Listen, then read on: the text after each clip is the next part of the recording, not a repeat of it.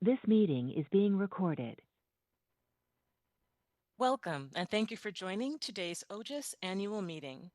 Please note this conference is being recorded and all audio connections are muted at this time. If you require technical assistance, please open chat with the associated icon at the bottom of your screen and send a message to the event producer. With that, I'll turn things over to Jay Busenko, Deputy Archivist of the United States. Good morning. I'm Jay Busenko, Deputy Archivist of the United States. Thank you for joining us today for the 8th Annual Open Meeting of the Office of Government Information Services, or OGIS. Today, we will hear about OGIS's work providing a range of services to the American public and federal civil servants to improve the Freedom of Information Act process for all of us. OGIS's work as the federal FOIA ombudsman is an important part of the work we do here at the National Archives, striving to strengthen our nation's democracy for all through equitable access to our nation's records. 60 years ago this week, the Senate Committee on the Judiciary reported to the Senate a bill to clarify and protect the public's right to information.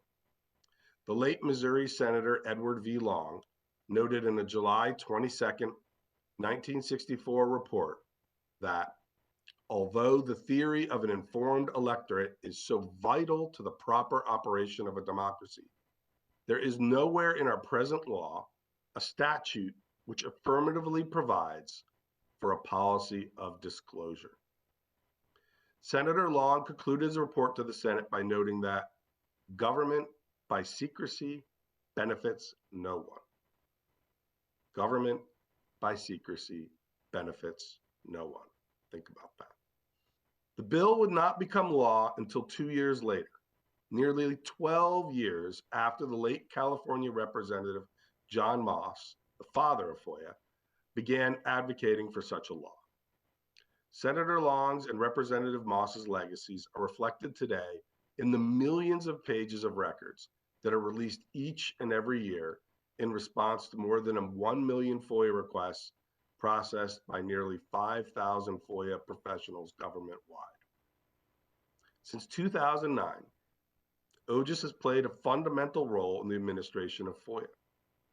OGIS assists requesters at every stage of the process, assesses agency FOIA compliance, and identifies new issues or opportunities for systemic change. OGIS, quite simply, advocates for the FOIA process, work that we think Senator Long and Representative Moss would greatly appreciate were they with us today. Thank you for joining us today, and I will now turn the virtual floor over to OGIS Director Alina Sema. Thanks, Alina. Thank you, Jay. Really appreciate that. Good morning, everyone. My name is Alina Sema, and as the Director of the Office of Government Information Services, it is my pleasure to welcome all of you to our annual open meeting today. I hope everyone who is joining us today has been staying safe, healthy, and well. First, I want to cover some basic housekeeping rules and set expectations for today's meeting. The PowerPoint for today's presentation is accessible on the OGIS website at archives.gov/OGIS. Look for the outreach-events/annual-open-meeting link. Throughout this meeting, we will be monitoring the chat function on WebEx. We are also simultaneously live streaming on the NARA YouTube channel with a slight delay. So welcome to all of those of you who are watching us on the NARA YouTube channel. Following my summary of OGIS's activities in fiscal year 2023, we are very happy to welcome 2 members of the 2022 to 2024 term of the FOIA Advisory Committee, Patricia Webb and Jason Barron, who will be led by my colleague and committee-designated federal officer, Kirsten Mitchell, in a Q&A regarding their recent experiences. At the conclusion of the panel, we will have a public comment period. We will open our telephone lines during the public comment period to give attendees the opportunity to comment orally. Each caller will be limited to 3 minutes each. You can only provide oral comments via telephone if you have registered in advance via WebEx. If you're watching us on the NARA YouTube channel, you will not be able to provide oral comments during our public comments section. However, you are welcome to submit written comments or statements at any time We are accepting public written submissions for 30 days through August 24th. While we're happy to have all points of view shared, please respect your fellow attendees and keep the conversation civil and on topic. We are recording today's session, and we will post a transcript of this event on the OGIS website as soon as it becomes available. The video of the meeting will also be accessible for later viewing on the NARA YouTube channel. Candace, next slide, please. On May 20th, 2024, we were very pleased to be able to publish our 2024 OGIS annual report for fiscal year 2023. Briefly, some background on why we're holding this virtual meeting today. When Congress passed the FOIA Improvement Act of 2016, among the mandates was that OGIS not less frequently than annually conduct a meeting that is open to the public on the review and reports by the office, and that OGIS shall allow interested persons to appear and present oral written statements at the meeting. We are holding this meeting today to discuss OGIS's activities during the past fiscal year, 2023. Next slide, please.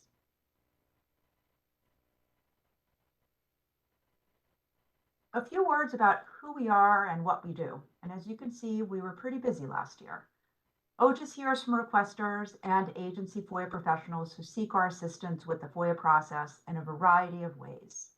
In our mediation work, we do not dictate solutions or tell agencies they have to turn over records. Our mediation services are completely voluntary. We serve as a facilitator to help agencies and requesters better understand the issues and the other parties' positions and interests. We are a non-exclusive alternative to litigation. We try to prevent litigation.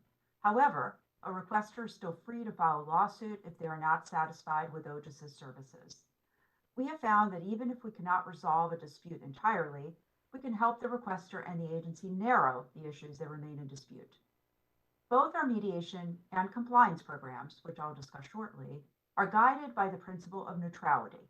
We advocate for neither the requester nor the agency, but for the FOIA process to work as it should.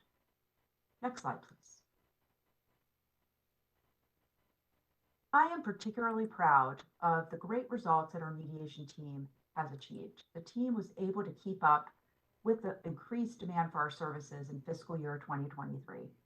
We received 5,536 requests for assistance, a nearly 28% increase over the year before, and we closed 5,470 requests for assistance, a nearly 21% increase over the year before. OGIS also received funding to add our first government information specialist to the mediation team, and we onboarded our new GIS in January of 2024. Next slide, please. As this graph demonstrates, since the start of the COVID-19 pandemic in 2020, we have seen a significant increase of cases related to delays. These include instances in which a requester is not even able to get an estimated date of completion for their request from the agency. We have also observed that some agencies' backlogs have grown significantly in the last several years and are now counted in years, not months. But that is not a great surprise, considering that the federal government overall received a record high total of over 1.1 million FOIA requests last year.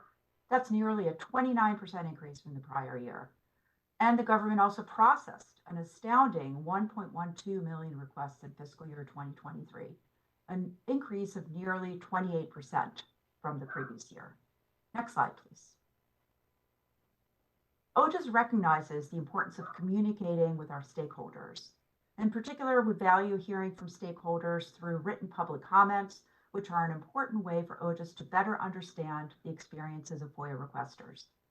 In fiscal year 2023, OGIS created a new tool to aid the public in submitting comments. The public comments portal that we launched in early January 2023 allows the public to submit their comments while streamlining our internal processes.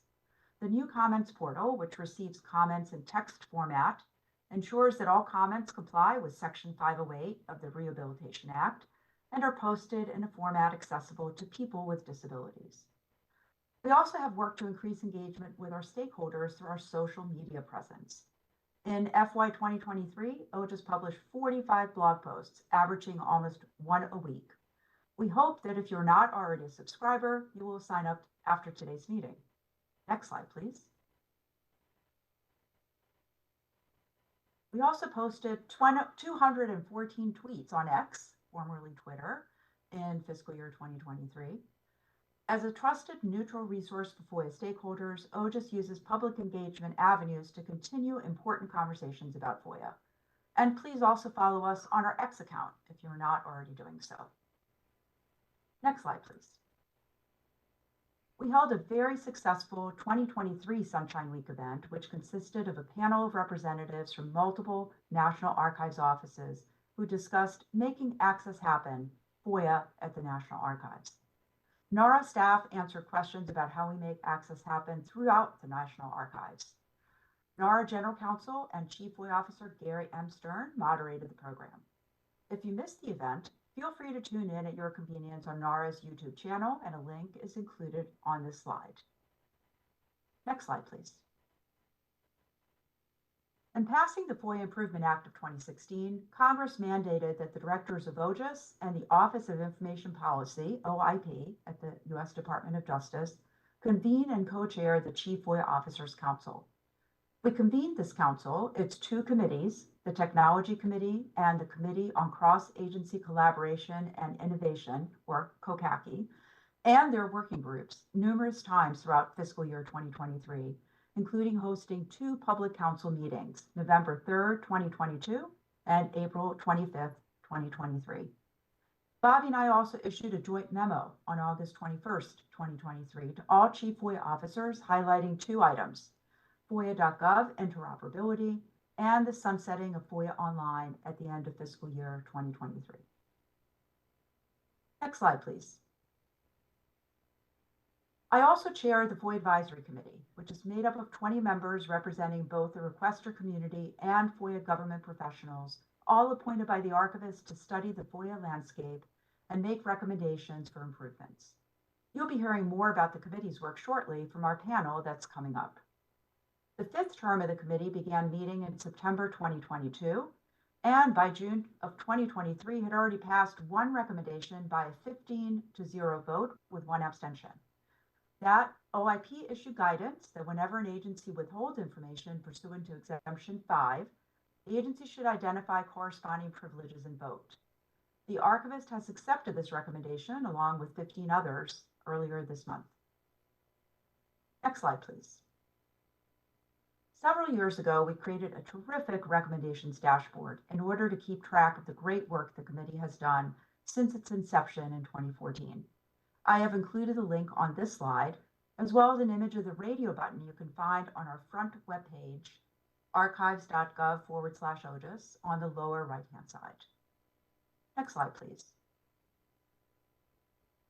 We have recently updated our dashboard to reflect the newest recommendations advanced during the 2022 to 2024 term. We have also reorganized the table itself to reflect the pending and in-progress recommendations at the top. And be sure to click on the accordion tabs further below, where we have now housed completed FOIA Advisory Committee recommendations and rejected FOIA Advisory Committee recommendations. Next slide, please. Prior to the COVID pandemic, we hosted several in-person training sessions each year that were very popular and highly successful on negotiation skills training for FOIA professionals. And the last couple of years, we have pivoted from in-person training to a virtual training option, focusing on negotiation skills with requesters, particularly when communicating by telephone. In fiscal year 2023, we provided virtual negotiation training to 6 different federal agencies. I am pleased to report that we are seeing increased demand for this training. If your agency is interested in this OGIS training, please contact us and let us know. We're currently trying to fill up our dance card for fiscal year 2025. Next slide, please. OGIS published in fiscal year 2023 2 FOIA Ombuds Observers with the goal of increasing awareness of and transparency in the FOIA process. Although Ombuds Observers are designed to help primarily requesters, the publications are beneficial to both agencies and requesters as they address questions and issues frequently seen in our requests for dispute resolution assistance. OGIS published Decommissioning of FOIA Online on May 19th, 2023, and Using FOIA to Access Immigration Records on September 18th, 2023. Links to both are available on this slide. Next slide, please. OGIS periodically reviews particular FOIA issues that cut across many or all agencies. To date, we have conducted 11 such issue assessments, all available in the Compliance tab of our website. In fiscal year 2023, we decided to collect and catalog nearly 50 recommendations we have made in the past to aid federal agencies with FOIA compliance and customer service. We organized our recommendations and best practices in 3 tables: communication, management, and technology. Please visit the link on the slide for further details. Next slide, please. OGIS published one issue assessment in fiscal year 2023 on agency FOIA websites. Specifically, we looked at agency FOIA websites to determine the clarity and availability of information about filing a FOIA request. Unfortunately, at the time, almost all agency FOIA websites OGIS visited had deficiencies in the information they included about FOIA, and some information was often difficult for us to find. We recommended that agencies update their websites by following FOIA Advisory Committee Recommendation 2022-07, which listed 16 elements that agencies should include on their FOIA websites, including links to descriptions of the records maintained by the agencies and those that do not exist at agencies, agency record schedules, a FOIA request submission form, and contact information for agency FOIA personnel. Also, for the 8th consecutive year, we partnered with our NARA colleagues in the Office of the Chief Records Officer to ask 6 FOIA-related questions on the Records Management Self-Assessment, or RMSA. One question, which we repeated from the 2021 RMSA, sought to assess how agency records officers work with chief FOIA officers across the government. Another question asked directly about the COVID-19 pandemic's continued impact on FOIA operations. And 3 of the remaining questions assessed use of e-discovery in FOIA searches, while the final question asked about frequency of proactive disclosures under FOIA. I invite you all to visit our report to learn more about the agency's responses to these questions. Next slide, please. I never want to miss the opportunity to acknowledge the extraordinary work of the OGIS staff. I am extremely grateful to the terrific OGIS team, whose work facilitating greater access and transparency to federal records and assisting with the FOIA process has continued to further 2 of NARA's 4 strategic goals: making access happen and connecting with customers. At this point, I am now going to turn the program over to my colleague, Kirsten Mitchell, for the next segment of our presentation today. Next slide, please.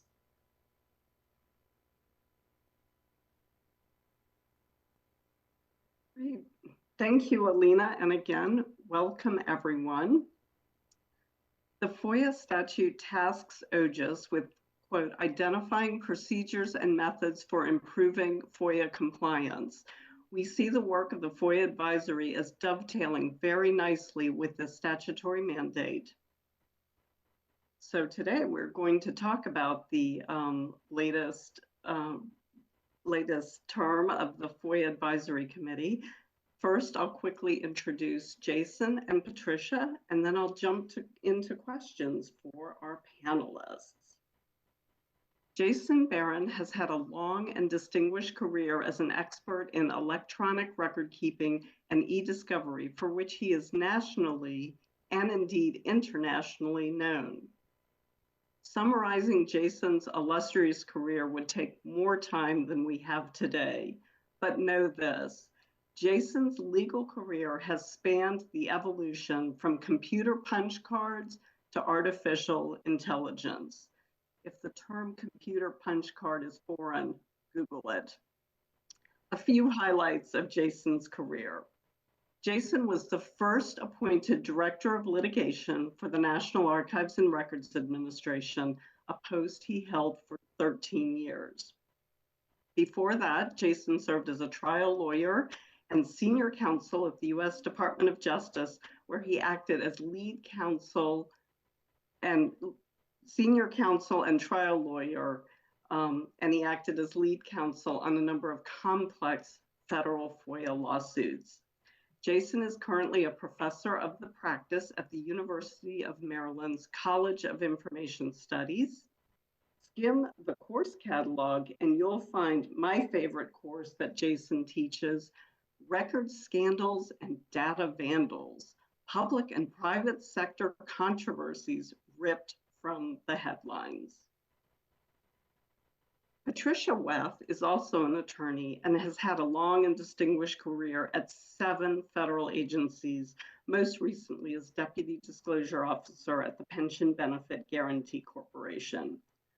Prior to joining PBGC, Patricia has worked at the Department of Agriculture, the Department of Energy, the Department of Housing and Urban Development, as well as the Export-Import Bank, the National Labor Relations Board, and the Environmental Protection Agency. That employment history gives Patricia a leg up on what I call FOIA exemption bingo. She has applied each of FOIA's 9 exemptions at one point or another during her career.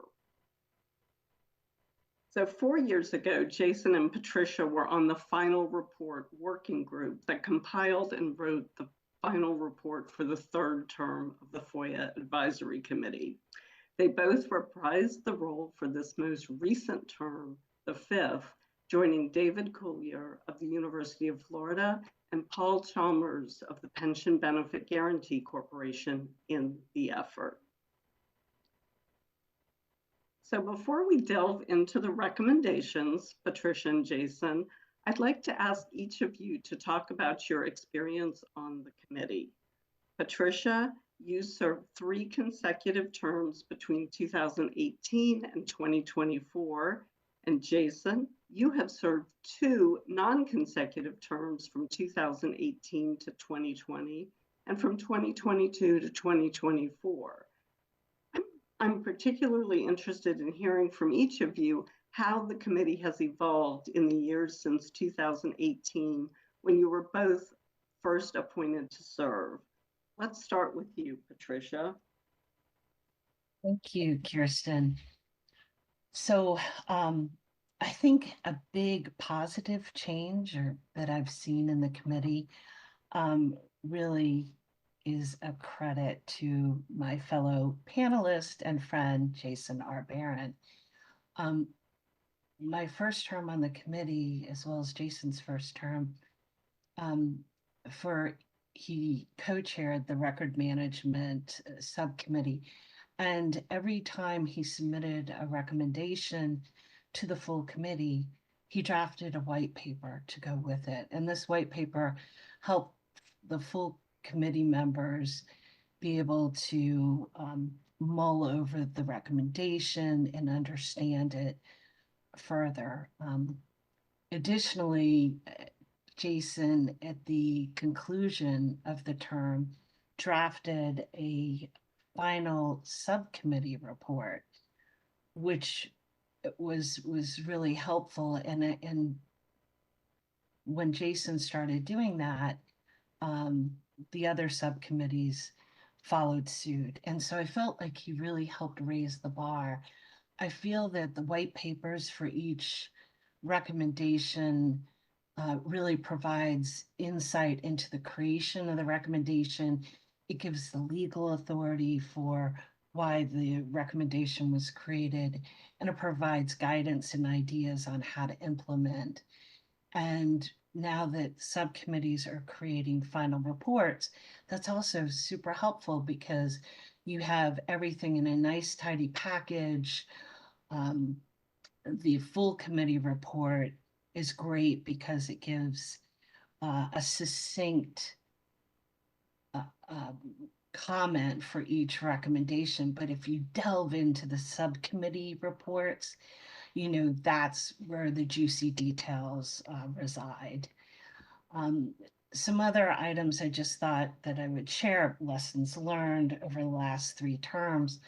You know, we've come up with some great recommendations, really great ones, that unfortunately, because of who they're directed to, they're not going to go any further. We have a couple of recommendations directed to Congress. One is to address the issue of funding for FOIA offices. Another is to expand public access to federal records in congressional support offices by creating a similar disclosure modeled after the FOIA. These haven't gone anywhere. I unfortunately don't see them going anywhere. But when we make recommendations, and then there's other recommendations that we have made to federal agencies, a committee can't require the agencies to implement these recommendations, and we can just suggest that they do. But what we do know is when we write a recommendation and it's directed to the Chief FOIA Officers Council or to OGIS or OIP or the archivist, these recommendations are going to happen. They're absolutely going to happen.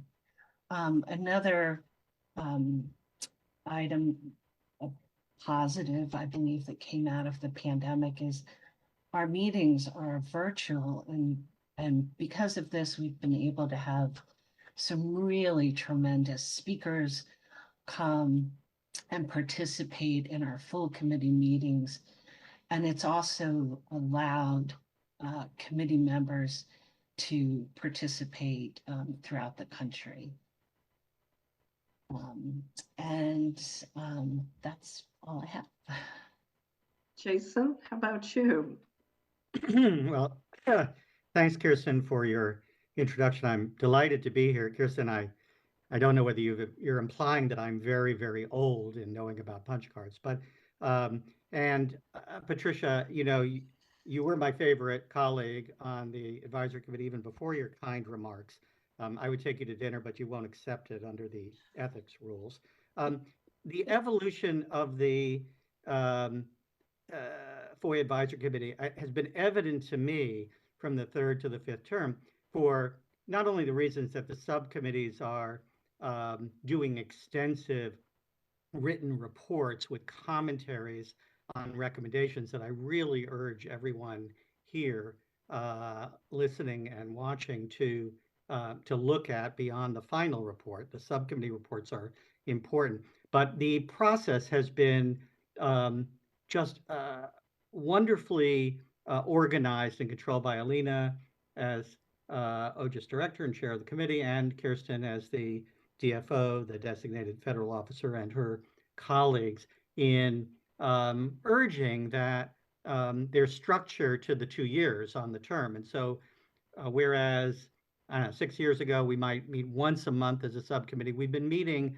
My experience was that on 2 subcommittees I was on, it was virtually the case that every 2 weeks there'd be a meeting, and then there would be ad hoc groups within the subcommittees that were meeting even more frequently than that. So it is a commitment on the part of members of the advisory committee to step up and participate really actively during the 2 years.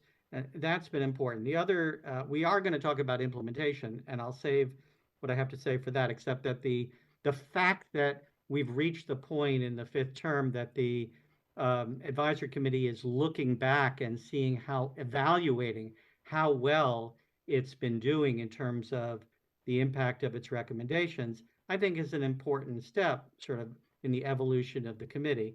The last thing I'd say is that we did something important during this term, which is we went out for public comment on a model determination letter, and you'll hear more about that.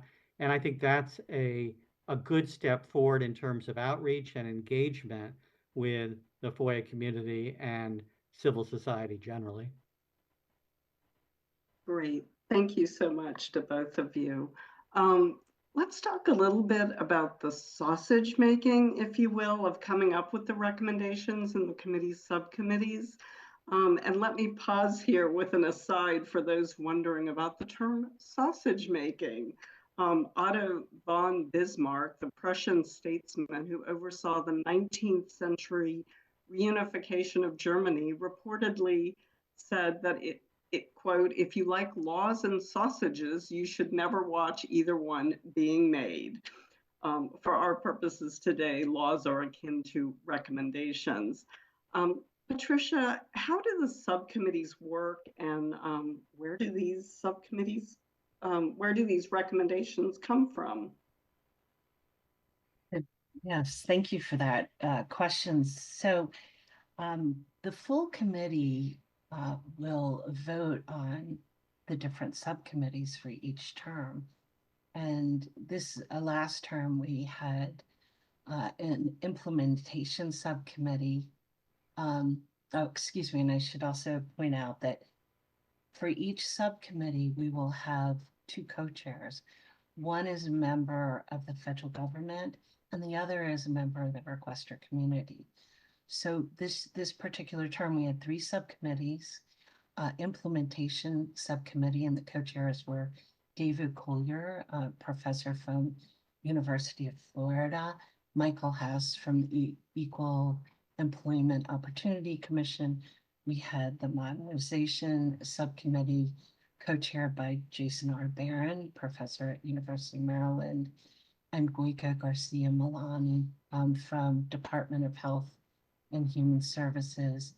And then we had the Resources Subcommittee, which was co-chaired by Paul Chalmers from the Pension Benefit Guarantee Corporation, and Baminde Johnson, a professor from the University of Georgia.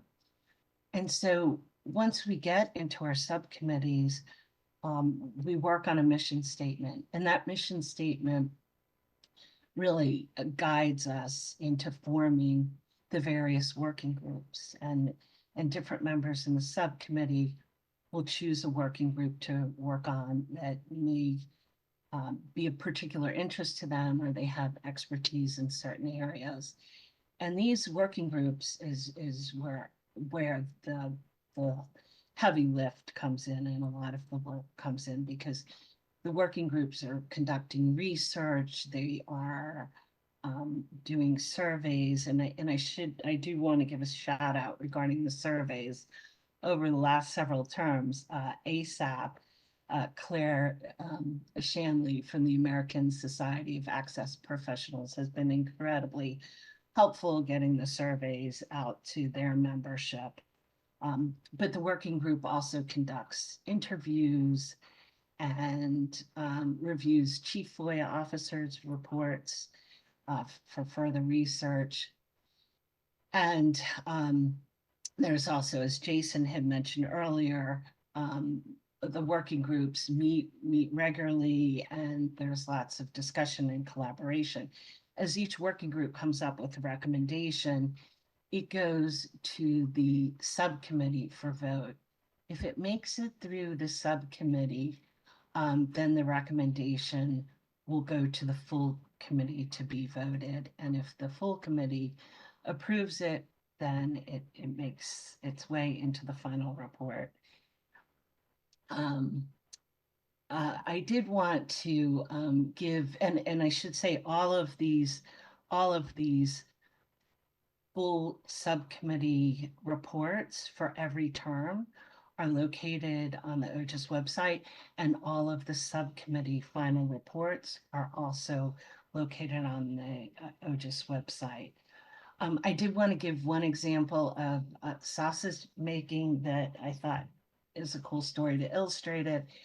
One term I was on the time management subcommittee, and we had a working group where we were researching international, looking at other countries and researching their models to see if there was something that we could do to lower the time, reduce the time in responding to FOIA requests, and perhaps reduce the volume of FOIA requests. And we had a couple of members one member on the working group who was fluent in Spanish, so they could research Spanish-speaking countries. Another was fluent in German, and he researched the German-speaking countries. The research was fun, but at the end of the day, we ended up veering to research really that was conducted by Dr. Margaret Kolka articles about first-party requester, and this was before she had written her book. So at the end of all this research, we came up with a recommendation where we recommended the agencies utilize their current statutory provisions to allow for the dissemination of records outside of the FOIA, as well as to come up with methods to provide records to first-party requesters, again, outside of the FOIA. So it was a winding journey, but it was really cool where we landed. Great. Thank you so much for that, Patricia. And I just wanted to add that I'm so glad you brought up the co-chairs structure, in that each subcommittee has a government member and a non-government member. That is written into the bylaws, and it's designed to provide equal representation and fair representation of both government members and non-government members. So Jason, do you have anything to add to that, or are you ready to move on to the next question? I think Patricia has done a great job in summarizing this. I want to add my own metaphor here to sausage making. I would say that the secret sauce of the process is the expertise of the members. Going back to the very origin of this FOIA Advisory Committee, it's an open government National Action Plan recommendation in the second National Action Plan. And the point of this advisory committee was to bring outside experts from the FOIA community and civil society to be engaged with representatives from government agencies. And so the mix that one gets on these committees results in what I think inside the Beltway is called candid conversations. And that means that not everybody agrees as to what priorities there should be for recommendations, but emerging out of process is a consensus for each subcommittee to work on during the term a set of recommendations that make sense. And Patricia's outlined various strategies for doing that. I found most helpful interviewing individuals that in positions where they're responsible for FOIA programs to get their candid take on the problems they have, delays and backlogs and resource issues, and then talking about how progress can be made. So that's my contribution, Kirsten. Great, thanks for that. So this question is for you, Jason. 4 of the 16 recommendations fall into the category of process improvements and call on the Office of Information Policy over at the Department of Justice to issue guidance to agencies on a variety of topics. These center on actions that agencies would be urged to take on a range of FOIA topics. Please, if you would, please briefly describe them. And I'm curious what agencies can do to help implement them. Sure. Well, you already put one of these up. It was a recommendation done in 2023, which is OIP should issue guidance urging identification of privileges invoked in redaction labels. And this particularly with respect to B5, it hasn't been the case that all agencies identify in the place in the documents where the redactions are made or in a cover letter, whether redactions under B5 are deliberative process or attorney-client or work product or some other privilege. And so what we recommended is to just do that, to identify what essentially the subpart of Exemption 5 that an agency is invoking. I think that's an important step forward in terms of clarifying for requesters. The next recommendation, which we also might come back to, which is that OIP should publish the committee's model determination letter as a best practices reference to agencies. And we put out a model letter for agencies to follow, and hopefully OIP will issue some form of a guidance with an attachment to that, with that letter. It can be found as an appendix to the final report. The letter was basically constructed to standardize the process of what determination letters should be and to provide more information to requesters on such topics as the search method used by agencies, by keywords, or who were contacted, the custodians. And of interest, particularly to me, is when documents are fully withheld, some kind of rationale for why, what the volume is and what the reasons were. For example, an agency could say that 10 pages were fully withheld because it's an options paper of a certain component or between certain individuals, rather than just say fully withheld. That gives a basis for a requester knowing why something was fully withheld and for possible appeal. And also, the model letter encourages agencies to include some kind of express language on foreseeable harm, which is a separate independent test and certainly recognized by recent precedent in the DC Circuit. So that's the second of the 4 recommendations that, Kirsten, you wanted me to talk about. The third one is that OIP should issue guidance encouraging agencies to proactively offer requesters the opportunity to discuss their request with an agency representative.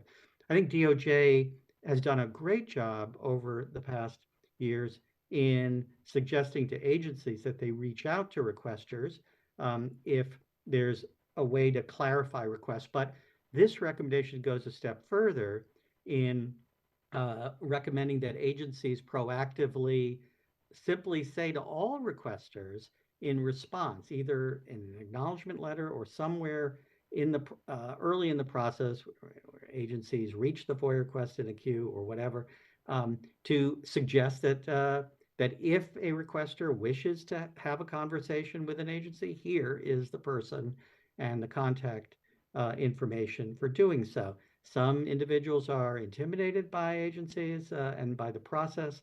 But there are really good people at every agency who who can engage and do wish to try to clarify and narrow requests so that the requests can be dealt with in a more timely manner.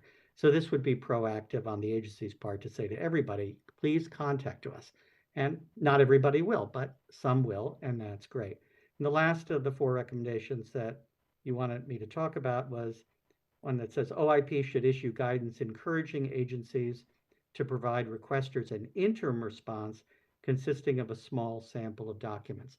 So we live in a world of more and more greater and greater volume of records and a complexity of requests. And for those requests that might involve a huge number of documents, thousands, tens of thousands, hundreds of thousands, the question is, what kind of strategy can be employed? And what this recommendation says is that it encourages agency to work with requesters on interim responses where the requester is suggesting a search methodology. The agency and the requester agree to that. There's a search done. There's a sample of documents, a small sample, maybe just 100 or hundreds of documents out of what might be 50,000 hits or more. And the agency fully review that sample, provide the requester with whatever documents can be released or a reason for partially withholding or full withholding. And that way, a requester has an earlier look at what a request is, and there could be a further conversation about narrowing the request further, closing it out, or whether the agency provides appeal rights at that point in an interim response or not. But the protocol would be sampling and some early look at what has really been requested. And I think that's a really good step forward for agencies dealing with complex requests. Kirsten? Great. Thank you so much, Jason. I'm so glad, too, that you brought up the earlier, seeking public comment on the model determination letter. We had some really great comments from the public, and I know the subcommittee took those very seriously and in making the final recommendation. So I thought that was a really great process for the committee. So this next question is for you, Patricia. 4 of the recommendations revolve around staffing and more specifically, making hiring easier in the FOIA world. That's a fresh area for the advisory committee, which I found to be quite interesting. Briefly, what are the recommendations and how did they evolve? Well, I think real credit goes to the co-chairs of the resource subcommittee, Paul Chalmers and Mbamende Johnson.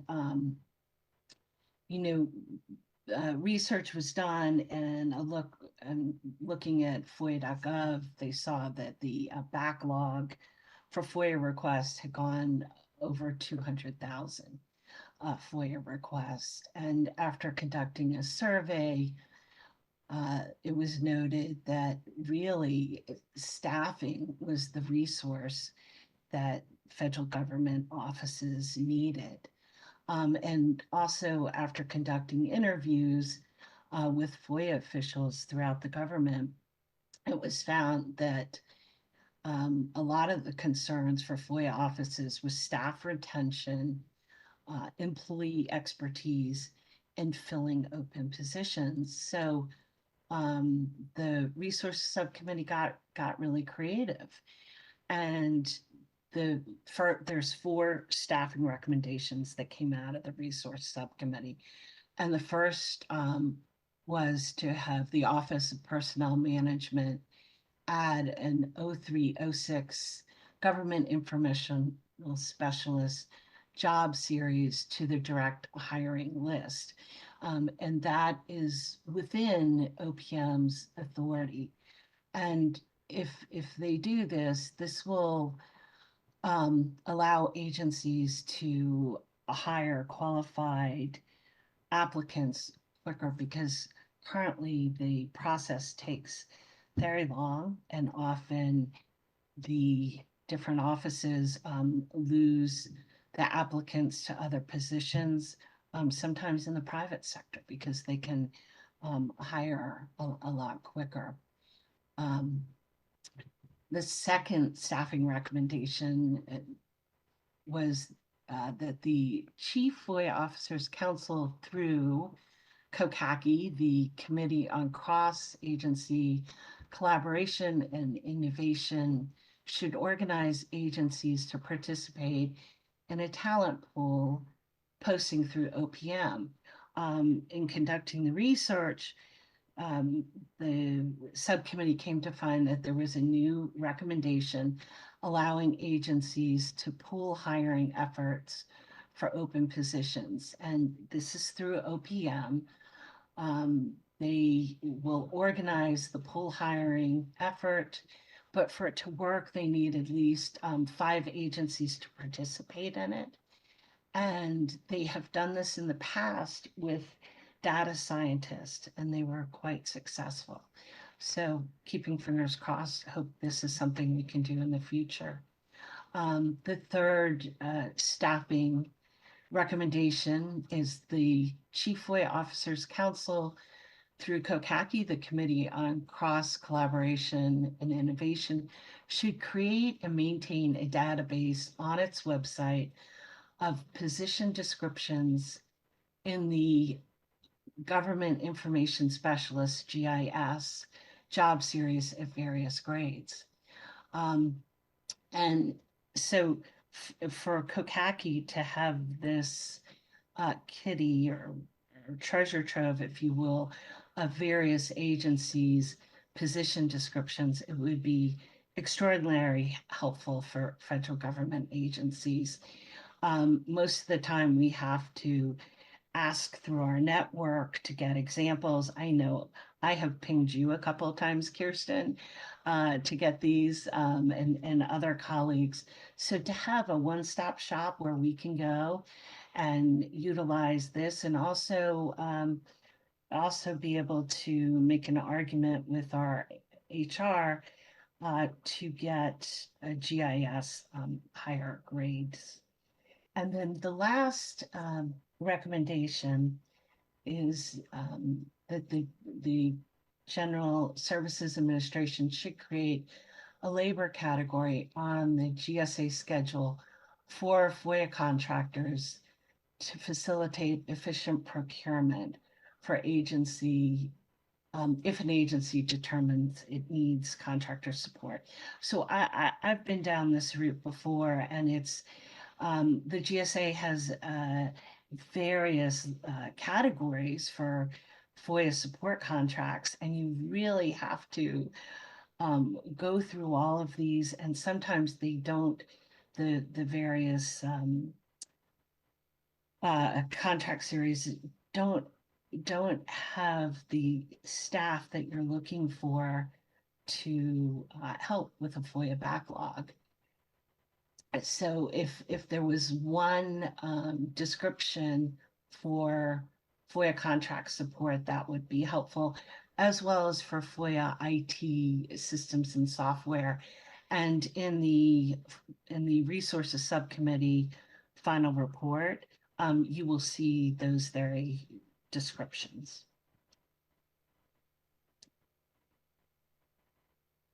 Great. Thank you so much for outlining those for us, Patricia. So 2 of the recommendations center on technology and recommend action for the Chief FOIA Officers Council, which is another body in the FOIA landscape. Unlike the FOIA Advisory Committee, which has representatives from both government and non-government, the council comprises all government members. So I'd like for you to talk about these 2 recommendations. And Patricia, I'm going to start with you. There is a recommendation on a shared FOIA case management system / repository. What does that recommendation seek to do, and why is it directed at the Chief FOIA Officers Council?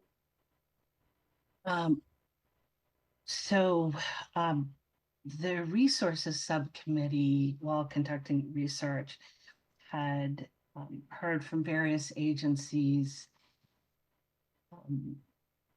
that they were not happy with their FOIA case management system, that there were significant inefficiencies, that agency labor it was costing agency labor hours due to the implementation and maintaining the system, as well as work stoppage issues.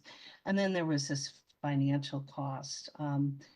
Also, with the decommission of FOIA Online, that central record repository that requesters relied upon was no longer available, and we heard we heard from the requester community on that note as well. So the resources subcommittee decided to make a recommendation that the chief FOIA officers form a working group to analyze the interest and need for a shared FOIA case management system and a central record repository for use by agencies and the public.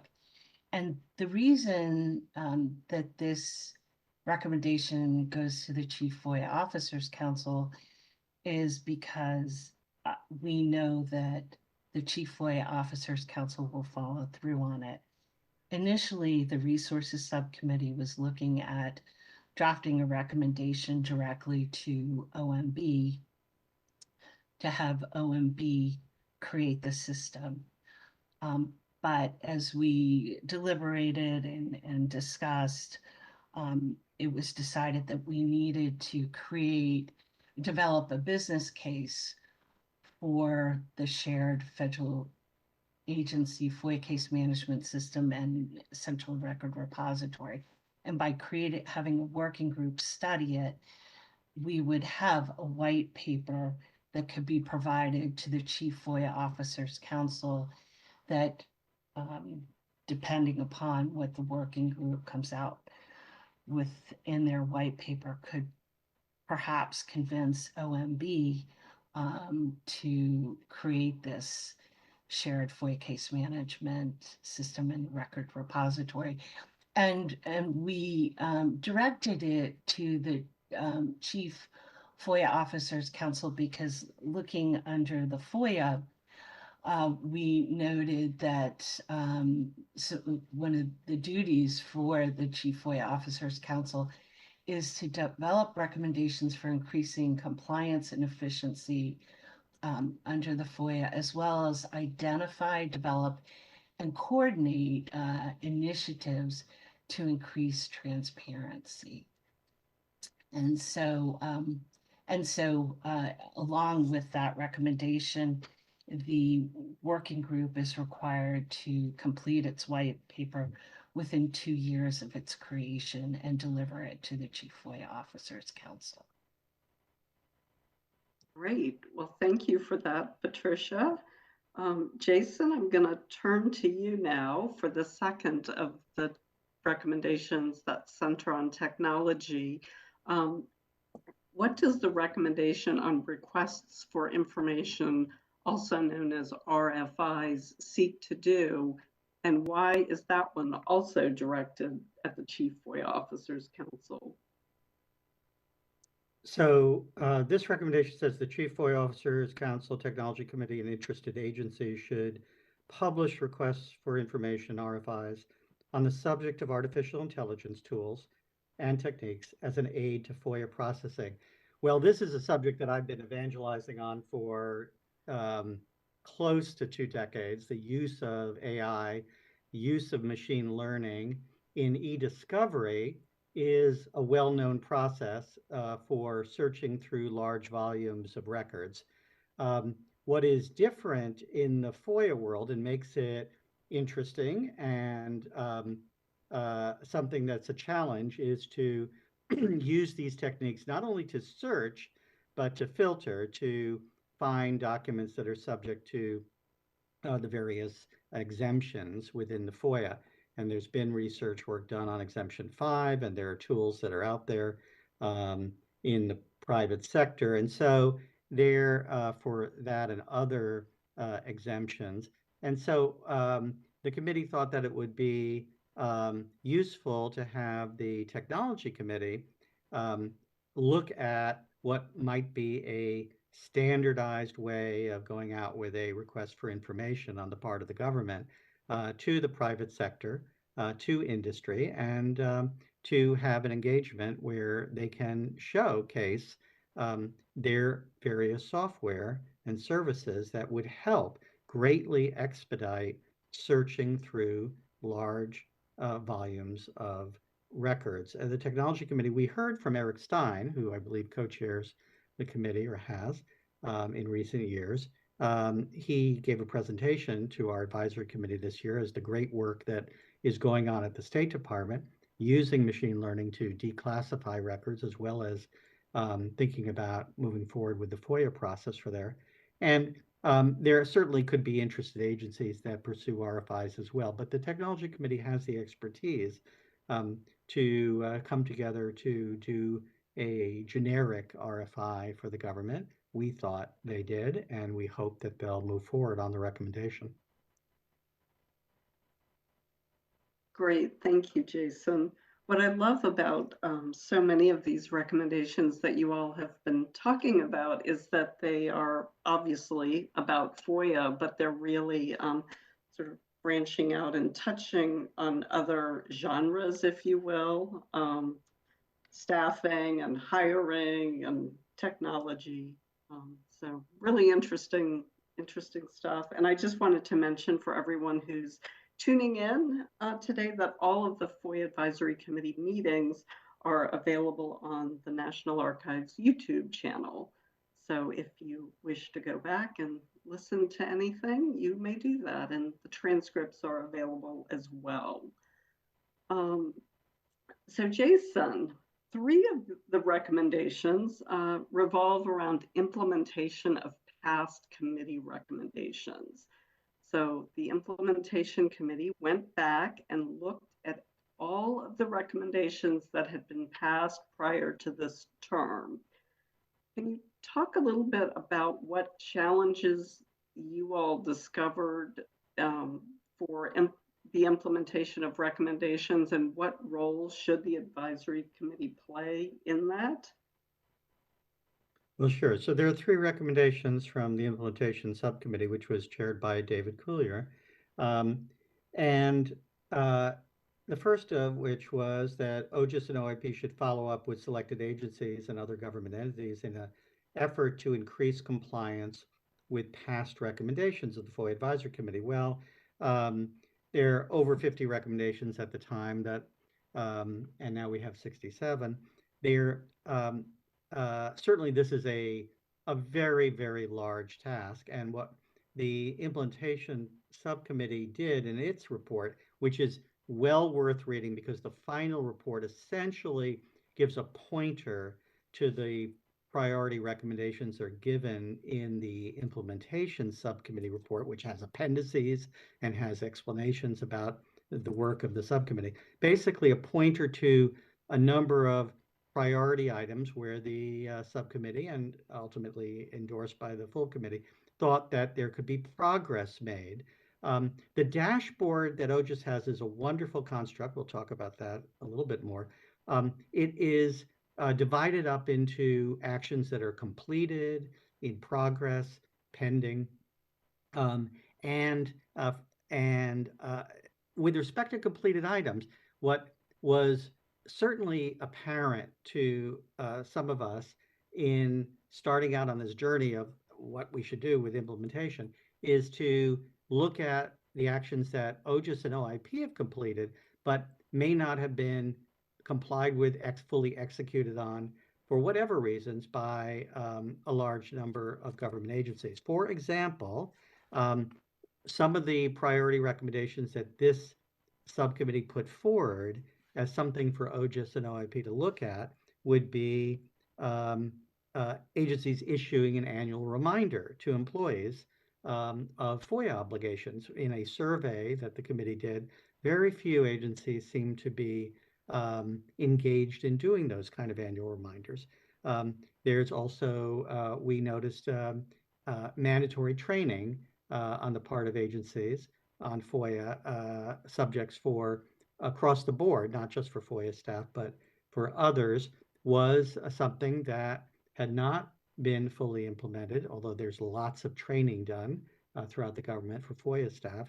And we actually had a recommendation that we haven't specifically discussed here on that going forward. But the implementation subcommittee thought that was an important matter for the next, for OGIS and OIP to really look at. And there are many others. There are FOIA logs in structured data format like .csv or performance plans incorporating FOIA. So there's a set of what we considered priority items that OGIS and OIP could look at.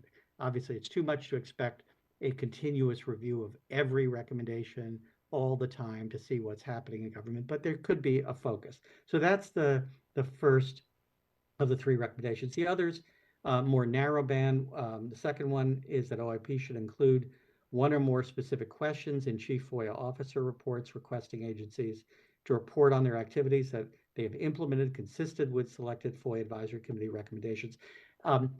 OIP has been very willing to incorporate a number of questions that OGIS has put forward based on recommendations of this advisory committee for agencies to respond to in the past, but we suggested a more robust effort. Maybe a section of the OIP annual report could be devoted to asking a series of questions of agencies related to some of our recommendations, or pinpoint individual recommendations that come out more recently that haven't been asked before. We have a number of options, but we found that when agencies are on their own responding to the OIP annual report, First of all, they do a great, service to the public for being transparent about in responding to those questions, and they're relatively concrete. And so it would be helpful to tie in what this advisory committee's recommendations are into the obligation to report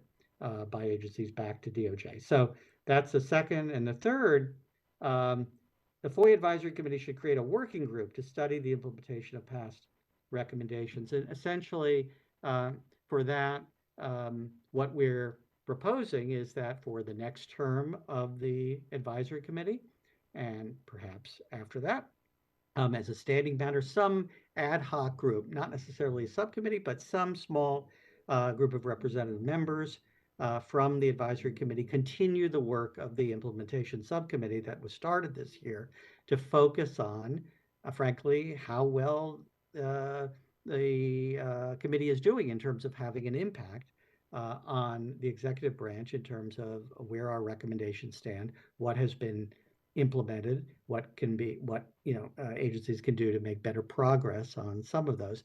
And that should be an ongoing matter. It could also be that subgroup acts as a clearinghouse to do specific projects, research on behalf of other members of the committee as a whole. So if that's adopted for the next term, and I hope it would be, then hopefully there'll be further attention made not just on making recommendations, but actually seeing how they are complied with. Great. Thank you, Jason. So now a fun question. I'll turn it over to you first, Patricia, and then we'll have Jason answer this question. But of all of these 16 recommendations that the committee made, I'm wondering which one is your favorite and why? Well, my favorite is the last one that Jason just talked about, and that's that the FOIA Advisory Committee should create a working group to study the implementation of past recommendations. To date, we have 67 recommendations from 5 different FOIA advisory committees. Those are a lot of recommendations. As a lawyer, I give recommendations all day long. Some of my clients may accept them, others will completely ignore them. But there's some really great recommendations here, and I think that the working group during the course of the study can come up with ideas for implementation, but also perhaps get the word out more about these recommendations so they'll gain more attention and traction. Great. Jason? Oh, it's hard to choose which one of these is my favorite. They're like having, which is your favorite child. Let me just say that I spent 33 years in government, but let's be candid here on this webinar. I'm also a FOIA requester as an academic. I had 25 requests put in 2 years ago, only half of which have been responded to. So I am speaking on behalf of a public interest group, larger FOIA community of public interest, civil society, saying that there is a well-known frustration in dealing with the FOIA process, and hopefully the work of this advisory committee can help, as well as other the work of OGIS and the technology committee and whatnot. What I mentioned before about interim sampling, I think is important to me. I was very much involved with the evolution of Capstone at the National Archives, which has resulted in millions of emails being preserved permanently for senior Capstone officials at agencies across the government. Some 250 entities are now saving high-level officials' emails on a permanent basis, and everyone else's emails for 7 years for those agencies that have signed up under Capstone. That means millions of documents. And so it behooves agencies to think about ways to work with requesters to find responsive records, find the needles, the responsive needles in really large haystacks that are growing and will be growing. Just think about the world 5 or 10 years from now. And so the idea of an early look at what requests mean and engaging with requesters, having a more active process for those requests that do involve more complex searches, I think it's very important to me. It models the experience of lawyers in the e-discovery community, and potentially in the future does involve also using machine learning to combine the RFI recommendation and other recommendations for this committee. And so that I think would I would single out as my favorite. Great. Thank you. So we have just a few minutes, so I'm just going to ask one last question, and that is well, I guess two questions, but what challenges will the next term of the committee face? And do you have any advice for the 2024 to 2026 term of the FOIA Advisory Committee? And I'll start with you, Patricia. Okay. Well, the challenge I see is with all these recommendations is perhaps they're duplicate recommendations. And so I think that's why I feel it's so important to have that working group study the past recommendations. I feel it could guide the 2024 to 2026 FOIA Advisory Committee. So recommendations, advice for the next FOIA Advisory Committee. I would say that the OGIS website is your friend. Before my first term, I went there, I read past committee reports, I looked at committee meetings, and now you also have the recommendations dashboard, which is helpful.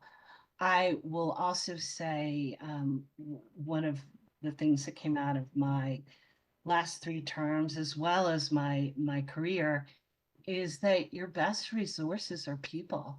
Alina Simo and Kirsten Mitchell are so helpful. They're in all the subcommittee meetings. It's not their first rodeo.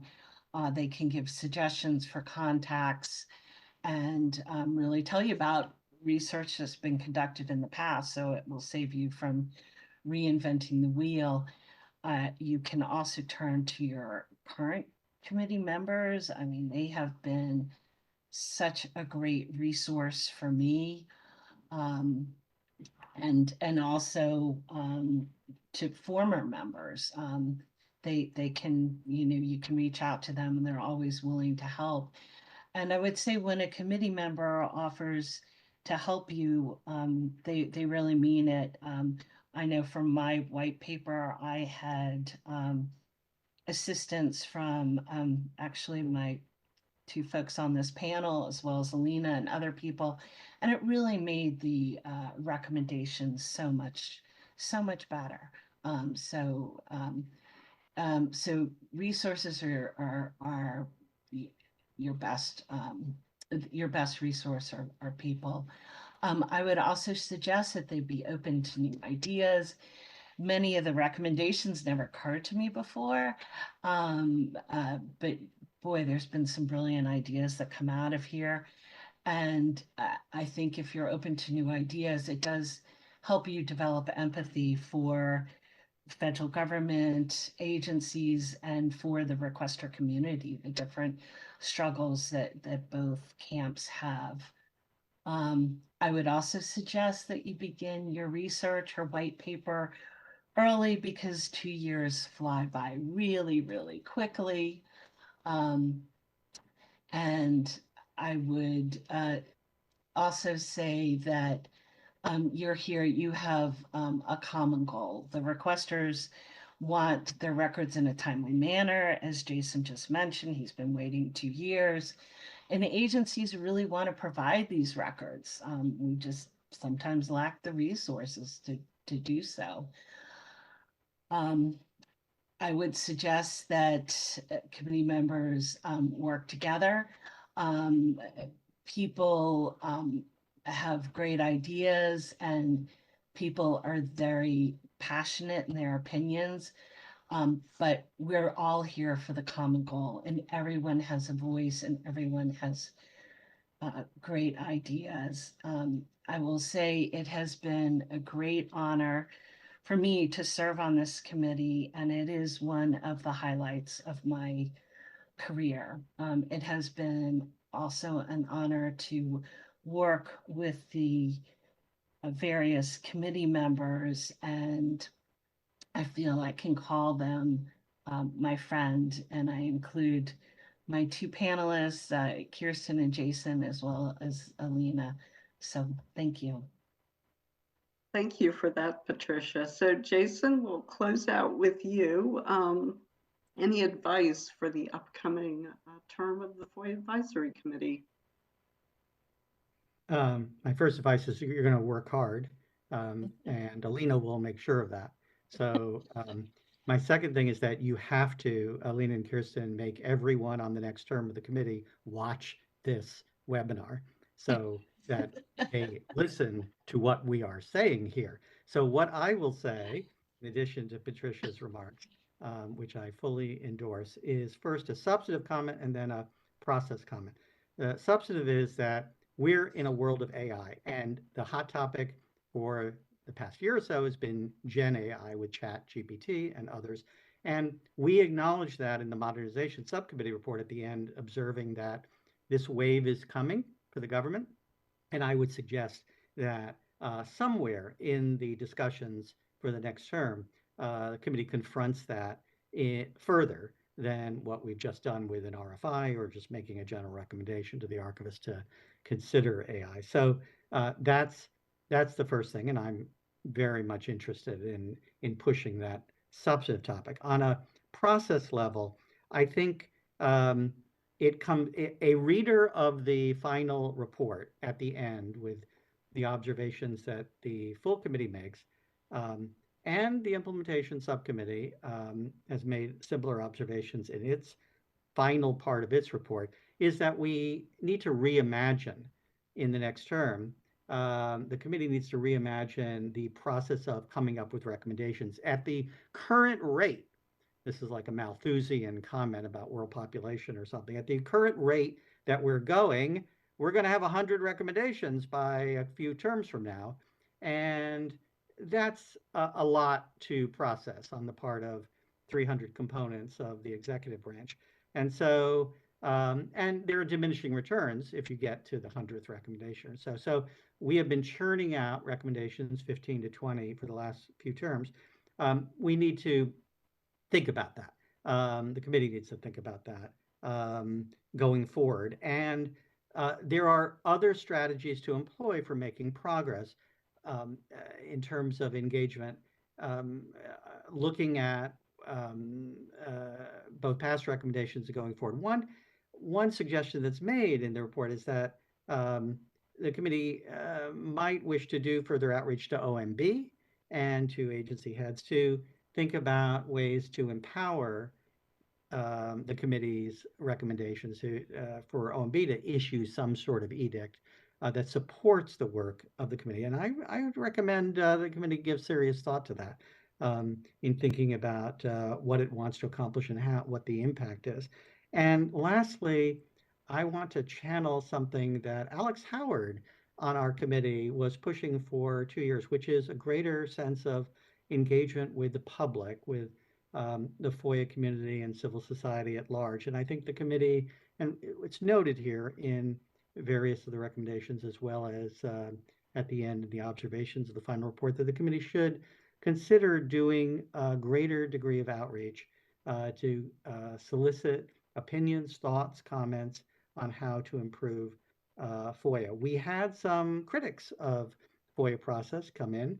We've done that in terms of our advisory group from public interest community this year. I would encourage more of that be done.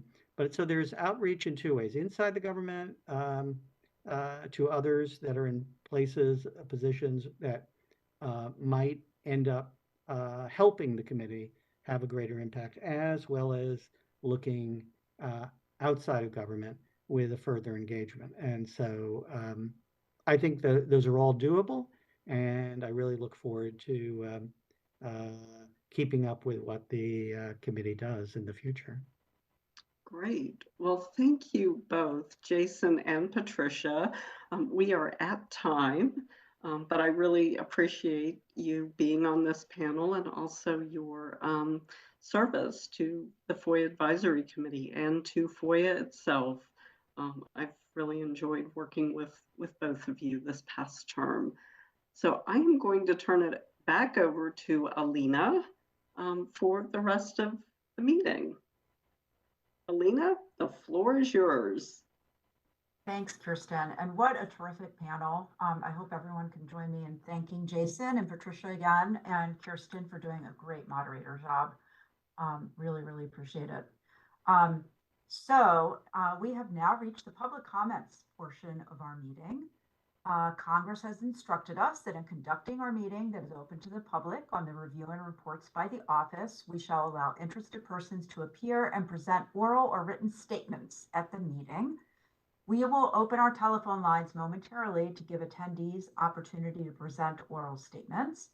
As I noted at the top of our meeting, if you're watching us via NARA YouTube, you will not be able to provide oral comments during our public comment section, but you can certainly always submit written comments, which we're going to continue receiving until August 24th. As we noted in our Federal Register notice, each individual caller will be limited to 3 minutes each. An important reminder with regard to oral comments, please be aware this is not the right time or venue to ask questions about a specific FOIA request or a specific issue you are experiencing that is unique to you. If you have issues directly related to a FOIA request you are facing, please email us at ogis@nara.gov. While we're happy to have all points of view shared, please respect your fellow attendees, keep the conversation civil and on topic.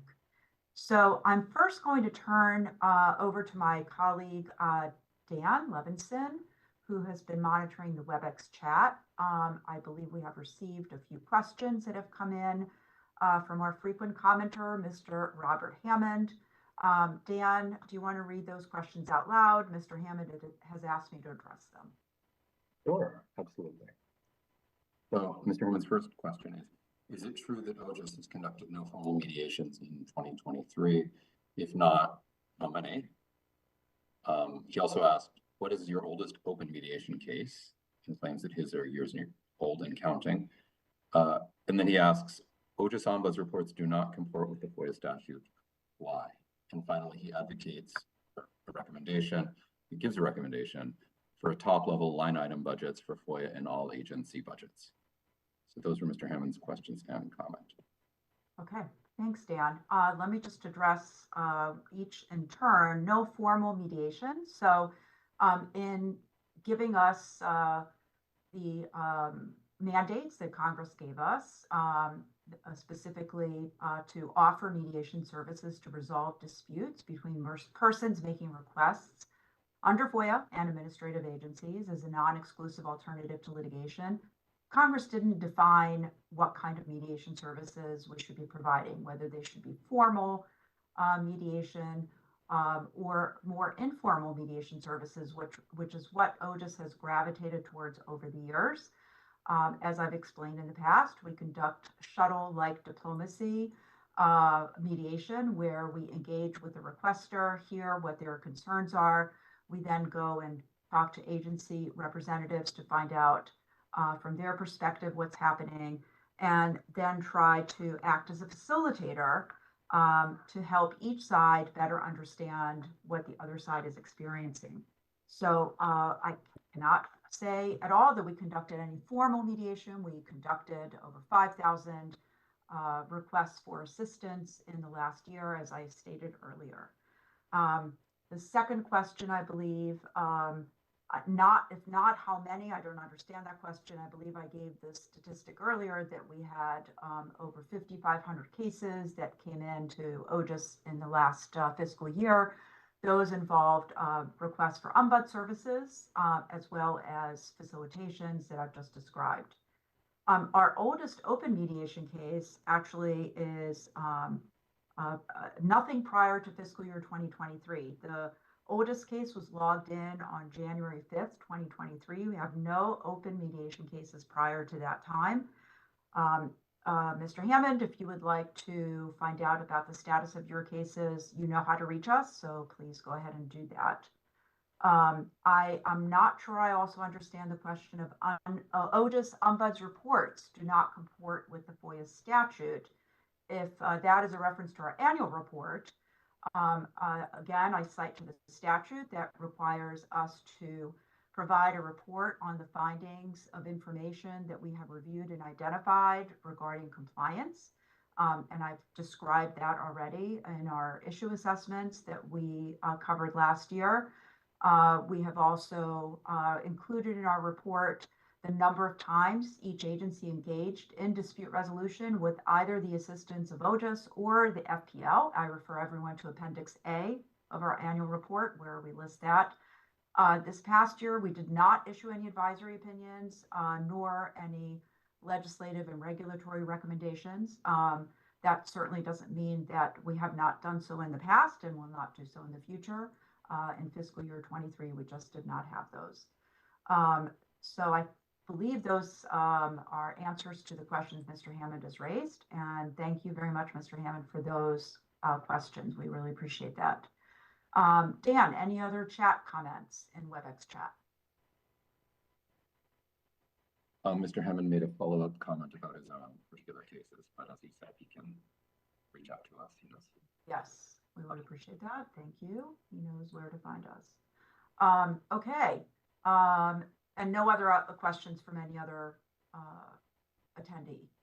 There was a question about where they can find, where they could find the model determination letter. So I referred people on WebEx to the Modernization Subcommittee's final report, and the model determination letter is on page 34 of that on our website, as you said earlier. Great, thank you so much, appreciate that. Okay, let's go ahead and open our telephone lines. I know there's one attendee who's eager to provide comments. Candace, please provide instructions again to our listeners for how to provide oral comments via telephone. Absolutely. As we begin the public comment period, please click the raise hand icon located at the bottom of your screen to join the queue. If your audio is not through WebEx today, you may press #2 on your telephone keypad to join the queue. You'll be given 3 minutes to make your remarks. You'll hear a tone when your line is unmuted, at which time please state your name and affiliation, then make your comments. Again, that's the raise hand icon if your audio is through WebEx, or #2 on your telephone keypad if your audio is through the teleconference. And at this time, we have just one hand in queue. There will be a timer here on the right side of your screen. It will begin counting down as soon as you start your remarks, and you'll hear a 5-second warning when your time is up. Jackson, please go ahead. Jackson. The archivist and OGIS director impermissibly refused to respond to requests for ADA reasonable accommodation to allow members of the public, including hearing and speech impaired persons, to participate contemporaneously in today's discussions through the YouTube chat. Our unfiltered and time-stamped comments would be preserved for the thousands who will view the YouTube video of this meeting live and later. OGIS, false. Ombuds reports. Despite numerous prior complaints, OGIS continues to knowingly submit materially false reports that do not comport with the FOIA statute, which mandates that OGIS report, quote, the number of times each agency engaged in dispute resolution with the assistance of the Office of Government Information Services or the FOIA Public Liaison, end quote. OGIS instead impermissibly reports, quote, 5,400 requests for assistance, end quote. USC Section 1001 defines a false official statement as whomever, quote, falsifies, conceals, or covers up by any trick, scheme, or device a material fact, end quote. Does 18 USC Section 1001 apply here? OGIS is also tasked with FOIA oversight compliance, yet OGIS did not conduct any compliance reviews in 2023. Such reviews in prior years were statistically insignificant.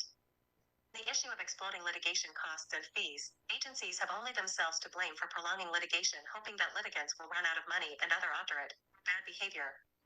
Litigation costs should consider DOJ costs of individual employee legal representation related to a case.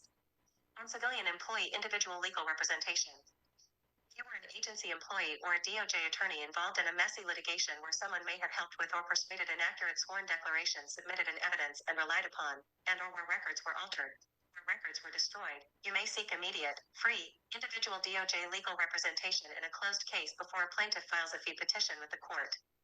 Before a fee petition is submitted to the court where award of attorney fees may trigger referral to a special counsel, should DOJ notify all agency persons and DOJ attorneys who may have been implicated by an agency counsel who obtained separate DOJ legal representation for himself, implicating others, thereby creating a conflict of interest? DOJ, OIP? U.S. Associate Attorney General Miser? Should agency employees and DOJ attorneys in doubt seek to be shown any such correspondence? On the issue of destruction of FOIA records, agency records managers who may have been given and then submitted inaccurate information to NARA regarding complaints of unauthorized destruction or alteration of records may also seek individual legal representation due to conflicts of interest and to correct such falsities. See the America First legal case concerning unauthorized records disposition cases involving the Archivist of the United States. Case number 1:24 CV 1092 in the District Court of Columbia. See demands for relief in that case. Thank you.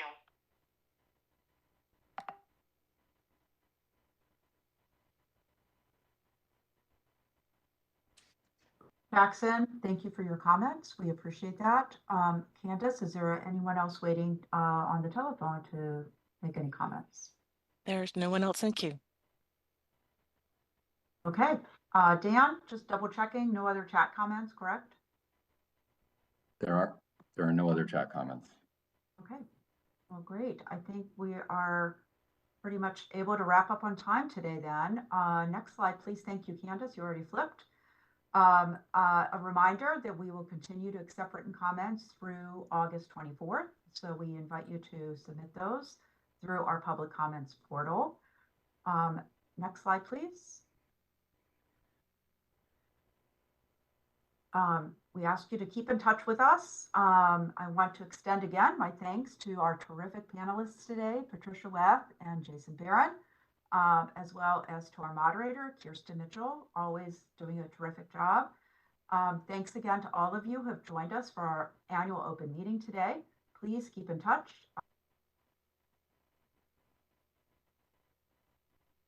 Families remain safe, healthy, and resilient. And with that, we are closing our meeting today. Thank you very much for joining us. That concludes our conference. Thank you for using Inteller Events. You may now disconnect.